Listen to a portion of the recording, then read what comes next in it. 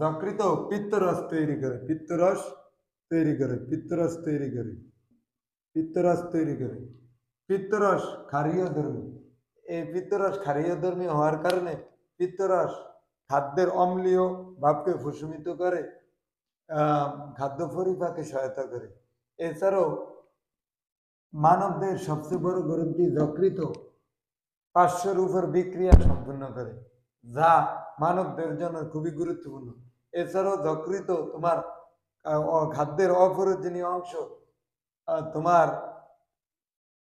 নিজের ভিতরে গ্লাইকোজেন রূপে কি সংগৃহীত রাখে এবং দেহের প্রয়োজন অনুসারে এই গ্লাইকোজেন ভেঙে গ্লুকোজে পরিণত হয়। তাই মানবদের সবচেয়ে বড় গ্রন্থি যকৃতের প্রয়োজনীয়তা অপরিসীম এবং এই যকৃত মানবদের জন্য সবচেয়ে গুরুত্বপূর্ণ একটা গ্রন্থি, যা মানবদের সবচেয়ে বড়